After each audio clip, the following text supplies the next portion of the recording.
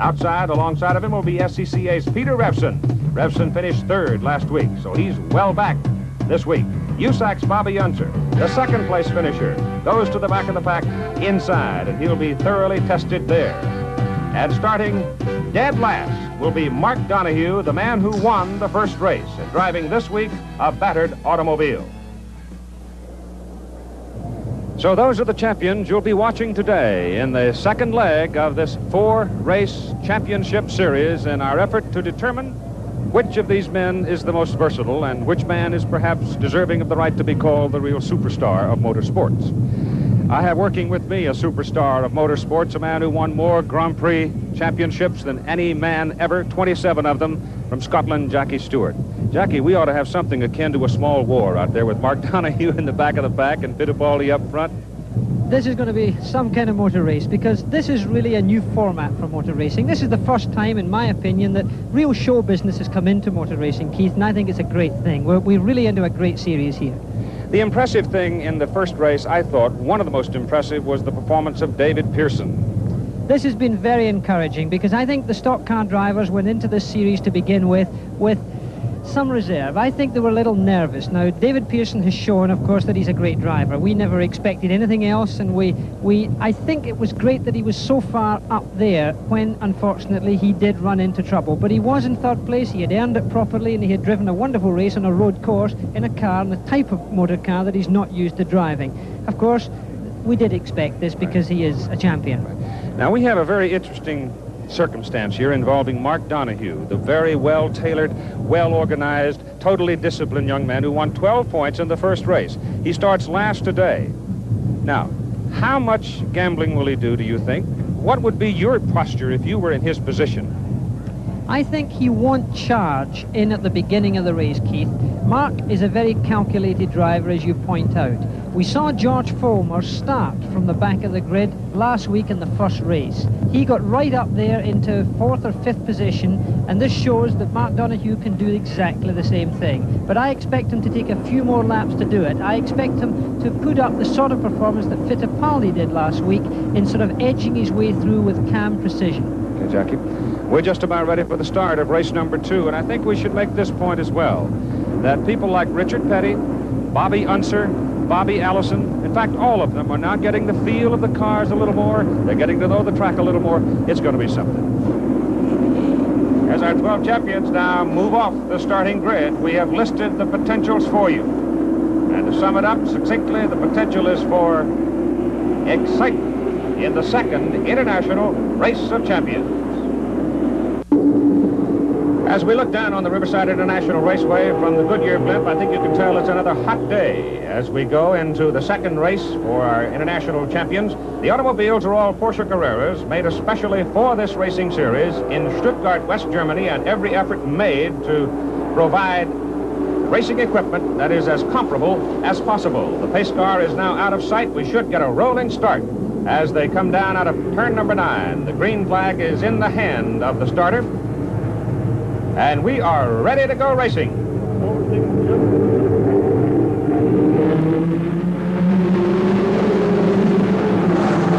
Emerson Fittipaldi in the white Porsche goes out in front. Bobby Allison in the pink car is in second place. Gordon Johncock in the yellow car moves up now, and he may hold second place as they work their way through the S's. David Pearson's driving the dark blue car. Roger McCuskey is in the medium blue, and it's Richard Petty back there in the purple.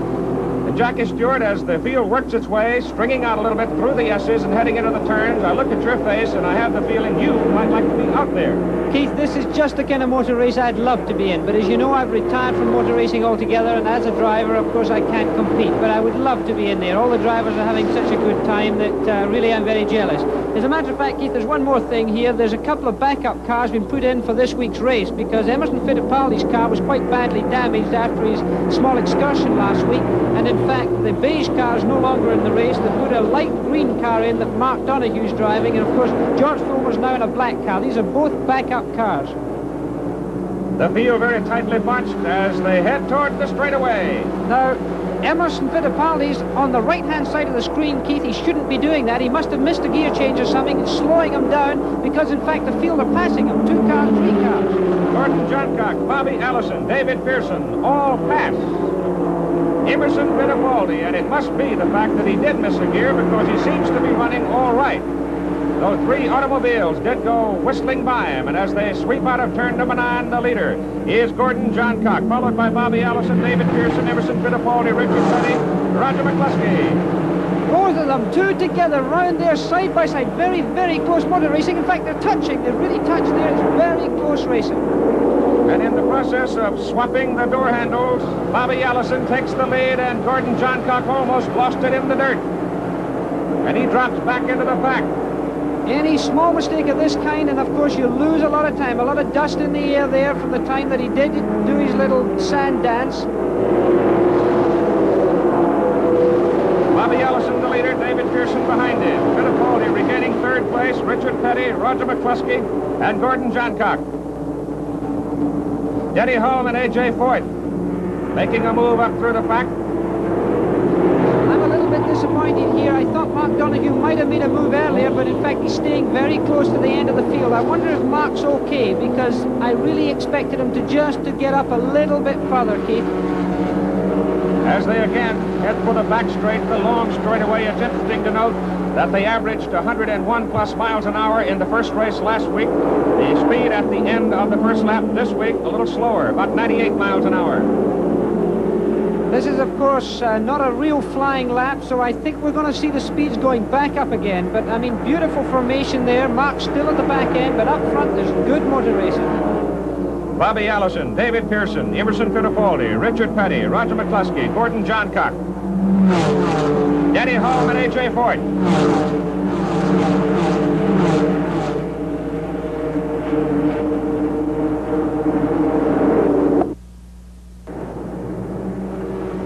Keith Jackson and Jackie Stewart at Riverside International Raceway in Southern California. The World Series of Automobile Racing, the International Race of Champions, and two NASCAR drivers battling going into turn number 9. Bobby Allison in the purple car, David Pearson blue car, hit the brakes simultaneously.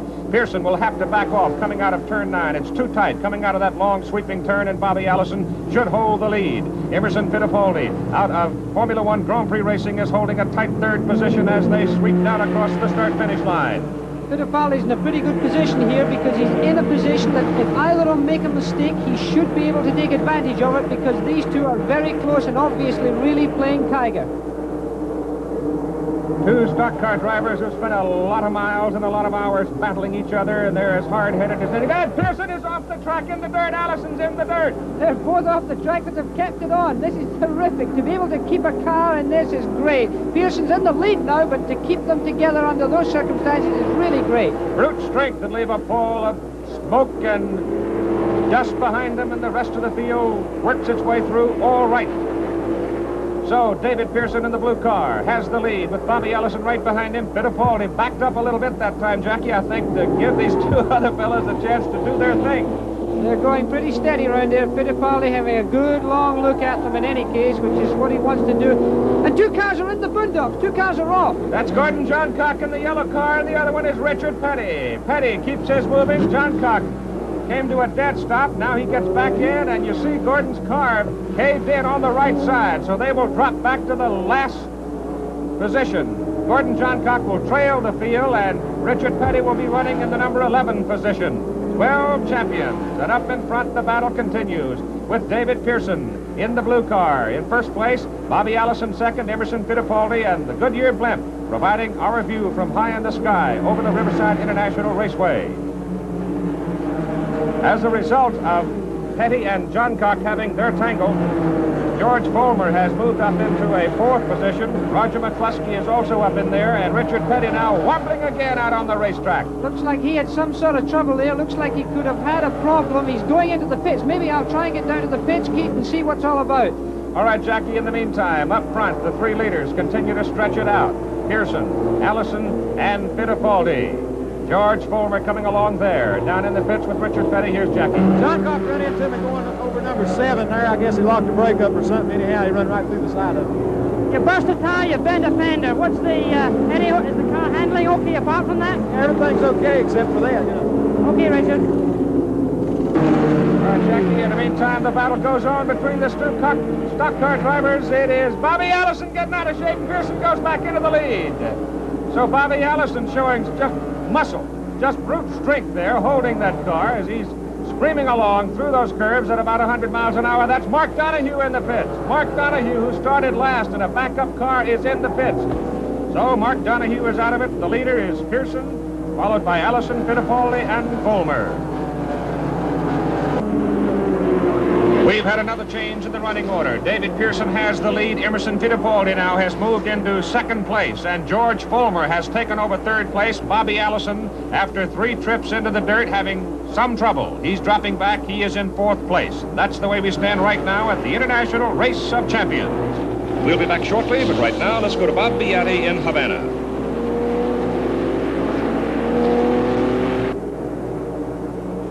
As we resume our coverage of the International Race of Champions here at Riverside International Raceway, David Pearson has the lead. Emerson Fittipaldi is right behind him, and Fittipaldi hanging right in the draft, may be in a posture here to take a run at him as they move down toward the S's. And Fittipaldi in the white car goes past David Pearson, who's driving the blue car, and the Formula One Grand Prix champion of 1972 has the lead in our second International Race of Champions event.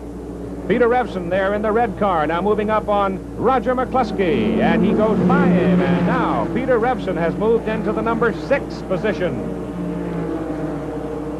So what we've got leaders, and then we've got a following group, so they're kind of running in bunches so far in the race today, Jackie. Yes, Emerson Fittipaldi there's getting a bit of a clean road now. He's had the opportunity of getting this before and has been passed, as we've seen, but I think that Fittipaldi is a clean driver. He's a very steady driver. This is the kind of motor racing he should do well in now.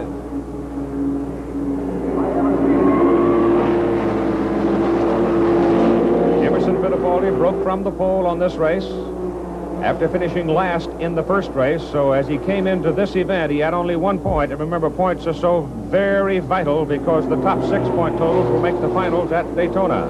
Peter Revson running after A.J. Ford. Before the race, Jackie talked with Peter. Jackie, you know, it seems like if it were a game of dominoes, I'd want to win. And you consider this before you even enter. You know, you're not going to get out there just to give account of yourself. You want to go out to win.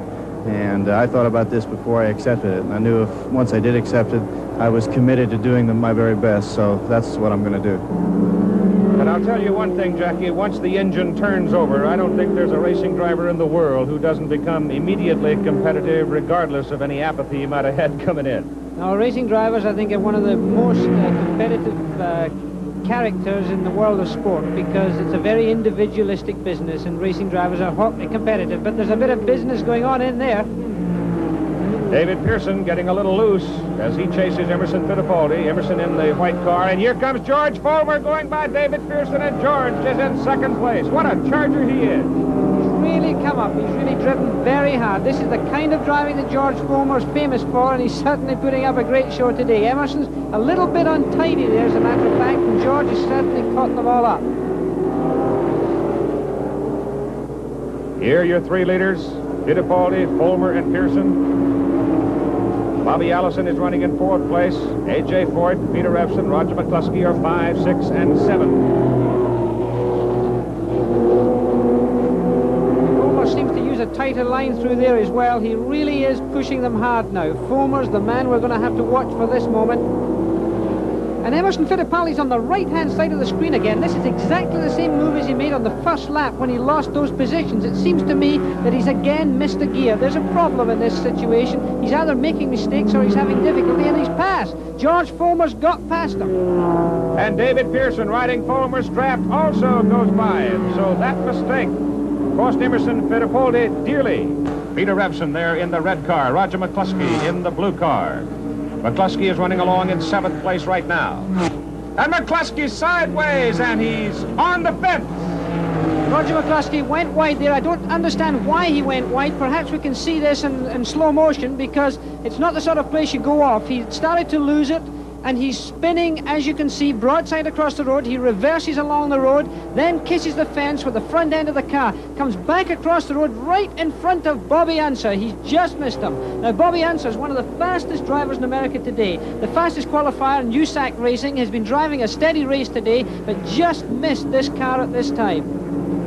And Roger McCluskey obviously is gone from this race. Now, looking at the points and the potential points, Roger McCluskey had 5 in the first race, and he's in trouble. And as a matter of fact, there are 4 fellows who may be in some troubles in making the finals, because the top 6 point totals will go to Daytona. And the men in trouble right now are Gordon Johncock, Roger McCluskey, Richard Petty, and Bobby Allison.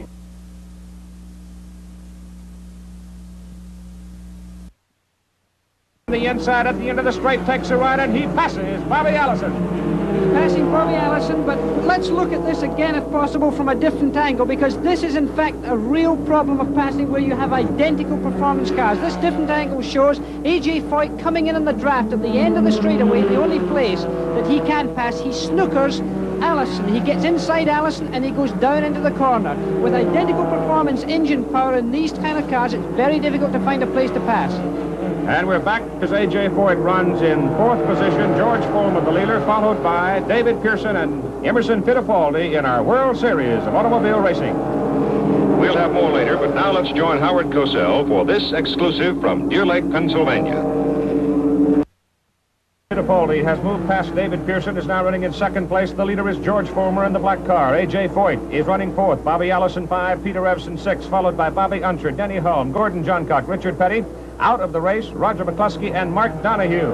And 5th place is at stake now as the battle develops on the straight between Peter Revson and Bobby Allison. Yep, we've got Peter Revson coming up inside of Bobby Allison on the entrance to turn 9. He's done it again, the same old trick most of them have been doing, drafting up there into turn 9, and Peter Revson takes it through there, a clear advantage established now in 5th place. But up front, we have Emerson Fittipaldi going wide in turn 6. David Pearson's come alongside. This is the race for 2nd and 3rd place. They've come out of turn 6, but that was a very close shave. Jackie, they're going to go into turn number 7, which is a very difficult part of the course. They're going very hard, and they're wheel to wheel, and Fittipaldi loses it for a moment, bangs into Pearson. Fittipaldi is off the track. Pearson hangs on, and David is in 2nd place. Emerson with a problem in the dirt.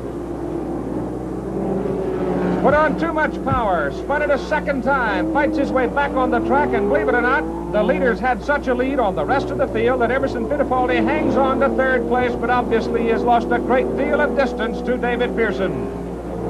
So Pearson is now 2nd, almost all alone, and Fittipaldi could get some pressure later from A.J. Foyt and from Peter Revson. Jackie, analyze what happened for us. Well, on the exit of turn 6, they came along that piece of track side by side and entered turn 7 where the arrow is. On the entrance to turn 7, you've got to brake pretty severely. I believe that Fittipaldi's experiencing the same sort of braking troubles as he had when he had his accident last week. Fittipaldi put the brakes on. I don't think the front brakes have worked because the rear brakes have locked up. He sort of sideswipes David Pearson as he enters turn 7. The car hits Pearson, comes in contact. Pearson collects it, but Fittipaldi is overcommitted for that corner. He tries to power the car round the corner. He just doesn't make it. He gets onto the marbles, the car begins to spin, and of course he gets to the outside of the racetrack. But I really do believe his front brakes did not work. So the running order right now is George Fulmer, David Pearson, Emerson Fittipaldi, A.J. Foyt, Peter Revson, and Bobby Allison. The finish is in sight. We'll be right back.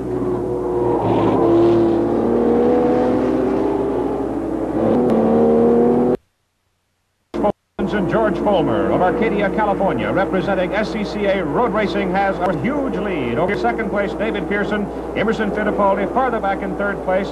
Peter Revson has slipped past A.J. Foyt to run 4th now. A.J. is running 5th. Bobby Unser got past Bobby Allison. He is in 6th place. Allison running 7th. Denny Hulme is 8th. A lap down, Richard Petty and Gordon Johncock, Roger McCluskey and Mark Donohue are watching from the sidelines. They are out of the race. But George Fulmer has driven himself a heck of a car race. Here you see David Pearson way back there in 2nd place, and the white car just coming around in view is Emerson Fittipaldi.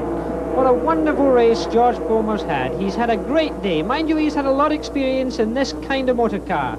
But at the 1972 Can-Am champion really has shown his experience. Of course, he went to Europe in 1973 and raced there a lot. He's a very experienced driver in all categories of racing.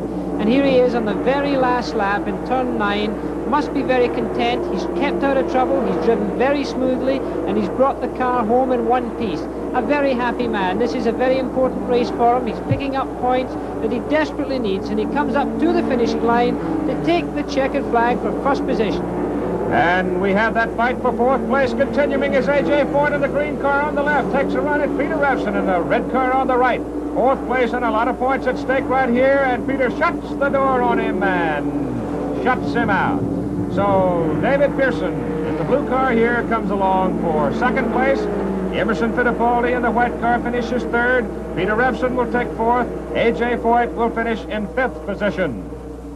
And he will be followed then by Bobby Unser, Bobby Allison, Dennis Holmes, Gordon Johncock, Richard Petty. Roger McCluskey and Mark Donahue then will trail the field as they went out of it. We had 10 cars running at the finish. George Fulmer right here, the winner. And remember, the rotation of the drivers in the third elimination race, and incredibly, George Fulmer will start his third successive race next week at the back of the pack. George now totals 21 points, and he leads in the point total.